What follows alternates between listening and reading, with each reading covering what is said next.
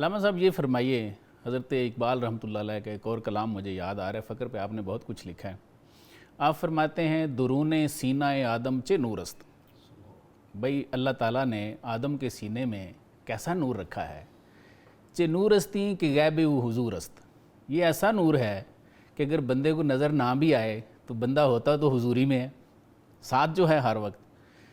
چے نور استی کہ غیب و حضور است۔ آگے فرماتے ہیں من اورا ثابت سیار دیدم، میں نے اس نور کو رکا ہوا بھی دیکھا ہوا ہے اور متحرک بھی دیکھا ہوا ہے۔ منورا ثابت سیار دیدم، منورا نور دیدم نار دیدم، اور میں نے اس نور کو دیکھا ہے جو کہ آگ کی طرح کا ہے۔ تو آدم کے سینے میں تو اللہ تعالیٰ سورہ ہجر میں فرما رہے ہیں وَنَفَخْتُ فِيهِ مِن رُوحِي فَقَعُوا لَهُ سَاجِدِينَ، جب میں اس میں اپنا نور پھونک لوں تو تم سارے اس کو سجدہ کرنا۔ علامہ فرماتے ہیں اللہ کا نور ہے، میں نے دیکھا ہوا ہے۔ تو سر آج کل تو بہت سارے لوگ یہ کہتے ہیں کہ اللہ کو دیکھا ہی نہیں جا سکتا۔ علامہ فرما رہے ہیں میں نے دیکھا ہوا ہے، کیا فرماتے ہیں اس پہ؟ میں تو ایک مخزن راز تھا، رہا مدتوں پردہ راز میں، تیرا شوق دید کشاں کشاں مجھے کھینچ لایا مجاز میں۔ صحیح، یقیناً وہ ذات تو ہمیشہ سے ہے اور ہمیشہ رہنے والی ہے۔ صحیح، اس نے جب انسان کو بنایا تو اس کے اندر اپنا خاص نور رکھا روح کی صورت میں، اور اسی نور کو، اسی روح کو فرشتوں نے سجدہ کیا۔ صحیح، لیکن قرآن کے اندر جب یہ پڑھا جاتا ہے کہ لا یدرکہ الابصار، کوئی آنکھ اس کا ادراک نہیں کر سکتی، تو لوگوں نے یہ فیصلہ کر لیا کہ کوئی آنکھ اس کو دیکھ ہی نہیں سکتی۔ یہ بالکل یہ پیش کرتے ہیں آیت۔ معنی ظاہر تو یہی ہے، لیکن قرآن میں یہ کہیں نہیں کہا گیا کہ رب اپنا آپ کسی کو دکھا نہیں سکتا۔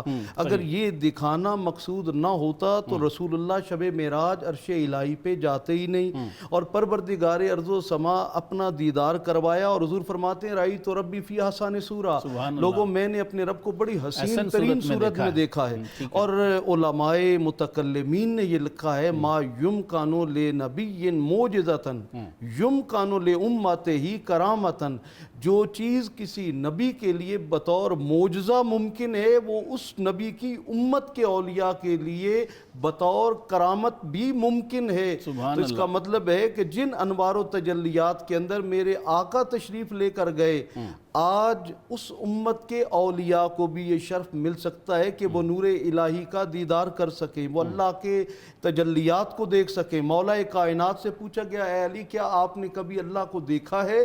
کیا اللہ کے انوار و تجلیات کا ملاحظہ کیا ہے؟ آپ نے فرمایا اللہ کی عزت و جلال کی قسم، علی نے اس وقت تک کبھی سر سجدے سے نہیں اٹھایا جب تک کہ اللہ کے انوار و تجلیات کو دیکھ نہ لے۔ اس کا مطلب ہے رب جنہیں دکھانا چاہتا ہے ان کے درمیان کوئی رکاوٹ نہیں ہے، اور اس کا سبب یہ ہے کہ یہ دل جب پاک ہو جاتا ہے، مطہر ہو جاتا ہے، اور پھر یہ ہستیاں تو وہ ہیں جو آیت تطہیر میں لپٹی ہوئی ہیں، ان کے لیے کون سا پردہ ہے؟ ایک سیکنڈ، وہ جو آیت سناتے ہیں لوگ لا تدرکہ الابصار والی، اس سے مراد پھر ظاہری آنکھوں سے دیکھنا مراد ہے؟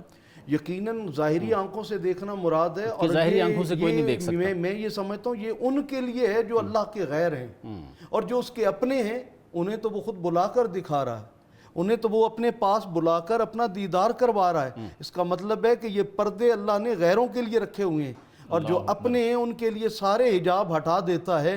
اور آج ہم دیکھتے ہیں کہ اولیاء قلندر لاہوری علامہ اقبال کی طرح یہ دعویٰ ہمیں امام اعظم ابو حنیفہ سے، امام ابن حاکم سے، امام ابن حنبل سے، دیگر حضرت صوفیاء اور بائزید نے اللہ لکھا ہے اپنے بارے میں، پوری معراج کا واقعہ انہوں نے لکھ دیا ہوا ہے۔ علامہ نے بھی اپنی معراج کا پورا واقعہ لکھا ہوا ہے فارسی کلام میں۔ یہ معراج وہ ہے جو روحانی ہے، جو نور قلبی سے انسان دیکھتا ہے، اور پروردگار ارض و سما اپنے انوار و تجلیات ان خاص ان اولیاء کرام کو دکھاتا بھی ہے، اور جن کے نور باطنی روشن ہوتا ہے، جو ان کے پاس آتے ہیں، ان بزرگان دین کے پاس، اللہ انہیں بھی باطنی نور عطا فرماتا ہے۔